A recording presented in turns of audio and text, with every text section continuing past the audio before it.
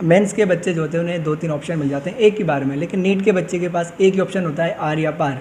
क्या कहना चाहते हैं? एक बच्चे ने बोला था कि हमें भी 2 या 3 ऑप्शन मिलने चाहिए। सर, क्या आपको नहीं लगता कि आपका जो यूट्यूब चैनल है एलन ब्रजेश माहेश्वरी, उसकी शुरुआत काफ़ी पहले हो जानी चाहिए थी? मेरा ये रहता है कि बच्चा कोटा में कहीं भी आकर अपने सपने के लगे, जब वो कोटा से जाए तो उसके दिल से कोटा बाहर नहीं आए। लोग कोटा की जानकारी पूरा एक बच्चे तक पहुँचा रहे, नाम जो आप है कोटा जानकारी वो सार्थक कर रहे हो।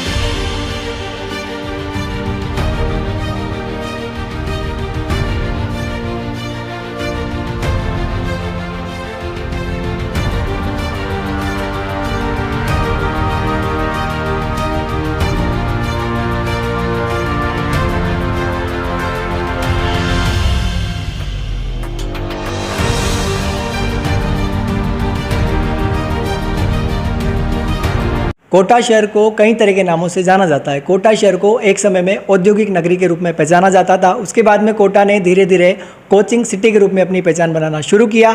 उसके बाद में कोटा को एजुकेशन सिटी के रूप में भी लोग जानने लगे। और आपको पता है, प्रधानमंत्री नरेंद्र मोदी ने संसद के निचले सदन यानी कि लोकसभा में कोटा को नवाजा है, कोटा को टैग दिया है शिक्षा की काशी। और शिक्षा की काशी में सबसे बड़े गौरव का दिन है आज, क्योंकि आज जो है शिक्षा की काशी में शिक्षा मंत्री यानी कि एजुकेशन मिनिस्टर पधारे हैं और शिक्षक दिवस सम्मान समारोह में शिरकत होने के लिए कोटा में पधारे हैं। साथ में सबसे बड़ा गौरवान्वित होने का मौका भी है कि जो शिक्षा मंत्री जी है वो एलन के कैंपस में पधारे हैं। तो आपको बताना चाहता हूँ, हमारे साथ बीएम सर है, कई तरह के डिस्कस करने की हम कोशिश करेंगे। तो सर, फर्स्ट आपका मेरे चैनल पर सर स्वागत है। फर्स्ट टाइम आपने मुझे समय दिया है। साधुवाद, धन्यवाद, बहुत बहुत धन्यवाद। सर, मैं जानना चाहता हूँ, कोटा शहर में जो है वो एजुकेशन मिनिस्टर पधारे हैं, कोटा में पधारे हैं, एलन में पधारे हैं। सर, कैसा लग रहा है, क्या कहना चाहते हैं? इस सबसे पहले तो एलन क्या पूरे कोटा के लिए बहुत गौरव के उत्साह की बात है। और शिक्षा मंत्री ने बच्चों से खुलकर बात करी और मेरा भी सौभाग्य कि उनके साथ बहुत मेरी चर्चा भी हुई। पहले अगर बोलूं तो बच्चों ने जो सुझाव दिए उनको पूरा वेलकम किया, आराम से माइक को घुमाया, बच्चों तुम्हारी इच्छा जो पूछो, मुझे प्रस्ताव भी दो, तुम्हारी कंप्लेन भी करो, तुम्हारे क्वेश्चन भी रखो, तुम्हारी परेशानी भी रखो, और मैं प्रयास करूँगा उनका सबका समाधान ढूंढने का। बच्चों ने जो जो प्रस्ताव रखे, कंप्लेन करी, बाद में एक एक का ढंग से पूरा समझा कर समाधान दिया। एक उनको निश्चिंत किया कि तुम किसी भी तरह की बातों में अपनी एनर्जी वेस्ट मत करो। ये सबसे पहले एक बात आई इसमें CUET, बच्चों का था सर ये JEE और नीट का एग्ज़ाम इसमें मर्ज तो नहीं हो जाएगा? निश्चिंत कर दिया, बोले अभी जो 11th में है और जो 12th में यानी 2 साल तक अभी सरकार ने इसके लिए कोई भी फैसले की बात सोची नहीं है, तो अप्लाई करना बहुत दूर है। इसलिए जो बच्चे इस चैनल के माध्यम से सुन रहे हैं, देख रहे हैं, उन्हीं की बात पहुंचा रहा हूँ बच्चों आप तक। 2 साल तक तो दोनों एग्ज़ाम बिल्कुल सेपरेट प्लेटफॉर्म पे होंगे। इंजीनियरिंग का अपना JEE के हिसाब से होगा, मेडिकल का अपना नीट के हिसाब से होगा। जब भी बच्चों पर किसी भी प्रकार से छोटे से छोटा लेकर बड़े से बड़े अन्याय की बात की जाती है, तो न्याय के दूत के रूप में यदि कोई बच्चों के समर्थन में साथ खड़ा रहता है, कंधे से कंधा मिलाकर, तो सर वो आप है। मतलब कह सकते हैं कि आप बच्चों के लिए देवदूत हैं। अभी नीट की बात करें, उसमें बच्चों के खिलाफ अन्याय वगैरह हुआ तो आपने आवाज़ उठाई, समाधान निकला रीनीट वगैरह के रूप में। और जस्ट देखा जाता है कि एडवांस का जो अभी एग्ज़ाम हुआ लेटेस्ट, उसमें भी कई तरह के सेंटर्स में जब मैं भी गया था तो मैंने भी देखा बच्चे कई तरह की शिकायत वगैरह कर रहे थे। किसी के कंप्यूटर में इशू आया, किसी के किसी और प्रकार का इशू आया। सर, अभी तक आपके पास क्या अपडेट है? और जो बच्चे शिकायत वगैरह कर रहे हैं जिस भी तरीके से, तो उनके समाधान के लिए क्या प्रयास मतलब आप कर रहे हैं? क्या आपको लगता है आगे क्या हो सकता है उसमें दोबारा कुछ बच्चों का? देखो, आज आप देख रहे हो काली पट्टी नहीं है, इसका मतलब मैं इस बात के लिए अपनी ओर से निश्चिंत हो चुका हूँ। अभी मैंने JEE एडवांस के लिए काली पट्टी बांधी थी और आज ही शिक्षा मंत्री जी ने मुझसे आराम से कहा कि आपने जो भी बच्चों की यहाँ पे कंप्लेन है, जो भी उनने IIT चेयरमैन को मेल किए हैं, जो भी आपकी कलेक्टर साहब से बात हुई है और जितनी भी टेक्निकल प्रॉब्लम है जो आपने लिख कर तैयार करी, मुझे दे दीजिए। और जैसे ही कलेक्टर सर उसको साइन करके वहाँ मेल कर दें IIT चेयरमैन को, मुझे वो कॉपी भी दे दीजिए। मैं बहुत जल्दी इसके लिए स्टेप उठाने का पूरा प्रयास करूँगा। हम समय रहते चाहेंगे बच्चों को न्याय मिले। इससे पहले नीट के हिसाब से उन्होंने पूरा बच्चों को न्याय दिया है।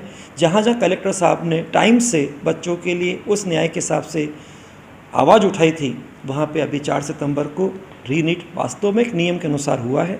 बच्चे लोग बचपना करके सब वापस से पूरा रीनीट कर दो, वापस से री एडवांस कर दो, ऐसा नहीं। वास्तव में एक एग्ज़ाम कंडक्ट करना इतना आसान नहीं। मैंने सीधे बच्चों से मजाक में बोला, परीक्षा देने किसी को अच्छा लगता ही नहीं, कौन चाहता है, लेकिन परीक्षा होनी चाहिए ना। तो टाइम से और एक प्रॉपर अरेंजमेंट, प्रॉपर पॉलिसीज़ होना चाहिए। हम चाहेंगे कि आपकी ऐसी पॉलिसी आपको मिले, वो ट्रांसपेरेंट हो, एग्ज़ाम बिल्कुल ईमानदारी से हो, ताकि ईमानदारी से जो बच्चा मेहनत कर रहा है उसको अपना न्यायोचित कैरियर कॉलेज मिले। सर शिक्षा मंत्री जी ने एलन के जो भी स्टूडेंट्स थे उनके साथ में संवाद किया और एक स्टूडेंट्स ने ये प्रश्न रखा था कि मेंस के बच्चे जो होते हैं उन्हें 2-3 ऑप्शन मिल जाते हैं एक ही बार में, लेकिन नीट के बच्चे के पास एक ही ऑप्शन होता है आर या पार। क्या कहना चाहते हैं? एक बच्चे ने बोला था कि हमें भी 2 या 3 ऑप्शन मिलने चाहिए, क्या आपकी राय है इस बारे में उस बच्चे की? मुझे लगा बच्चे ने बिल्कुल सबकी बात जो मेडिकल साइड के थे उनकी बिल्कुल कॉमन रूप से पहुंचा दी और उन्होंने बिल्कुल स्वागत किया। बच्चा बिल्कुल सही डिमांड कर रहे हो, हम इस पर बिल्कुल विचार करते हैं। और हमने अपनी ओर से भी एक बात बोली कि सर वास्तव में अगर जेईई मेंस में 2 राउंड एक महीने में हो सकते हैं जून जुलाई में, तो नीट को भी कर सकते हो। नीट में तो उससे ज़्यादा स्ट्रेंथ बैठती है, 18 लाख बच्चे बैठते हैं, एक ही प्लेटफॉर्म कॉमन है। उन्होंने बोला आप सुझाव और भी दीजिए। हमने 2-3 सुझाव और दिए कि अभी मान लीजिए CUET बिल्कुल अलग चल रहा है, तो 2 साल तक हो सकता है जेईई मेंस के इसके 2 राउंड कर दें एक महीने में, या फिर इसको 2 स्टेज में कर दें, प्री और मेंस दोनों, या तो ऑब्जेक्टिव रखें या फिर प्री को ऑब्जेक्टिव रखें और मेंस को सब्जेक्टिव कर दें, ताकि जितनी भी जगह जो स्कैंडल होते हैं कई तरह की चीटिंग के हिसाब से जो बच्चे नहीं है लायक वो बन जाते हैं, मेडिकल कॉलेज पहुंच जाते हैं, वो सबकी स्क्रूटनिंग हो जाए और बच्चे को ईमानदारी से जो मेहनत कर रहा है उसको अपने अपने स्टेट के हिसाब से एक डिजर्व मेडिकल कॉलेज मिले। आपने देखा होगा कि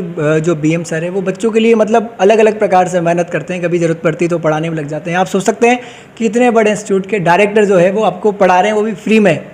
तो सर क्या आपको नहीं लगता कि आपका जो यूट्यूब चैनल है एलन ब्रजेश माहेश्वरी, उसकी शुरुआत काफ़ी पहले हो जानी चाहिए थी? क्योंकि आपने शुरुआत करते ही बच्चों ने लव करना, आपको सपोर्ट करना और आपको फॉलो करना शुरू कर दिया। कि आपको नहीं लगता बहुत पहले ही शुरुआत हो जानी चाहिए? देखो दोनों बातें, ये डायरेक्टर तो लोग बाग बोलते हैं, मैं सबसे पहले अपने अंदर एक ट्रू टीचर रखता हूँ कलाम साहब की तरह, जहाँ आवश्यकता होगी बच्चों के लिए हमेशा खड़े रहेंगे, क्योंकि बच्चों के कारण कोटा को पहचान मिली है। कोटा बच्चों की काशी किसने बोला? क्यों? क्योंकि बच्चे यहाँ आते हैं। पूरा लघु भारत क्यों बोला? क्योंकि हर कोने से बच्चा यहाँ आता है। तो जब बच्चों से कोटा को एक पहचान मिली है तो हम सबकी जिम्मेदारी बनती है, कोटा के एक नागरिक की जिम्मेदारी बनती है इन बच्चों की हर तरह से केयरिंग करें। एकेडमिक की बात आती है तो वहाँ मैं हमेशा तैयार हूँ, ज़रूरत पढ़ाने की पड़ी तो उतर गया। मुझे मालूम पड़ा कि यार क्लासेज नहीं लग सकती, तो जब समय मिला तो मैंने अपना यूट्यूब चैनल 18 जुलाई 2021 में बनाया। बच्चों की डिमांड पर उस पर सेशन लेके आया, बच्चों की डिमांड पर फिजिक्स पढ़ाने की शुरुआत करी।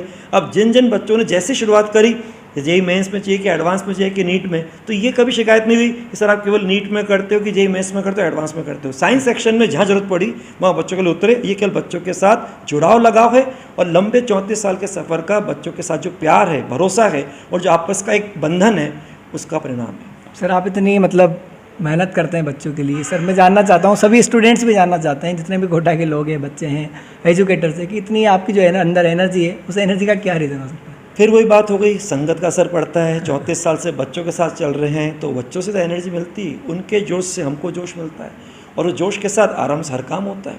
ये बच्चों की ऐसी गज़ब की एनर्जी की कह दीजिए एक खान है, मतलब इसमें वास्तव में इंसान की पहचान है। मैं कई बार कहता हूँ बच्चों की दुनिया में जो आता है वो बच्चों का हो जाता है, क्योंकि बच्चा इंसान को वापस से इंसान बनाता है, याद कराता है कि उसकी मेन पहचान मुस्कान है, उसे हंसना खिलना एक तरह से आज में जीना सिखाता है। सर कोटा को कई तरह के नामों से जाना जाता है, लेकिन एक नाम जो है वो एक और ट्रेंडिंग में चल रहा है। कोटा को कहना शुरू कर दिया लोगों ने द सिटी ऑफ इमोशन। आपका क्या कहना है इस बारे में? भाई इमोशंस तो हमेशा होने चाहिए, भावना बहुत ज़रूरी है। कहते हैं भाव से मन बदल जाता है, शब्दों से वाणी बदल जाती है और बातों व्यवहार से रिश्ते बदल जाते हैं। तो ये रिश्ता जो बच्चों के साथ है इसमें इमोशन बहुत ज़रूरी है, लेकिन इमोशन का गाना नहीं होना चाहिए ज़्यादा। इमोशन मतलब ये नहीं हम इमोशन को एक बता रहे हैं, ढिंडोरा पीट रहे हैं, हम ये कर रहे हैं। काम हमेशा बता के नहीं करना चाहिए, काम करना चाहिए और बच्चों को देखना रिजल्ट आया कि नहीं आया। वो तब लगता है कि आप इमोशनली वास्तव में बच्चे जुड़े हो। आप बच्चों के इमोशन का फ़ायदा मत उठाओ, बच्चे तो बच्चे होते हैं, वो दिल दे देते हैं, लेकिन ऐसा नहीं कि आप बच्चों के इमोशन का फ़ायदा उठाओ। मेरा ये रहता है कि बच्चा कोटा में कहीं भी आकर अपने सपने के लगे, जब वो कोटा से जाए तो उसके दिल से कोटा बाहर नहीं आए। तो दोस्तों थैंक्स अलॉट, सर ने आज हमें समय दिया है। शिक्षा मंत्री भी कोटा में पधारे हैं, बड़ा मतलब कोटा के लिए भी बड़ा अवसर है और मेरे लिए भी बड़ा अवसर है कि सर ने आज मुझे समय दिया। Sir thanks a lot. आप लोग कोटा की जानकारी पूरा एक बच्चे तक पहुँचा रहे हो, नाम जो आप है कोटा जानकारी वो सार्थक कर रहे हो, उसके लिए बहुत बहुत आपको साधु धन्यवाद। हैट्स ऑफ डिवोशन डेडिकेशन बच्चों के लिए इतना करते हो। Thanks a lot sir. ओके, जय हिंद, जय भारत।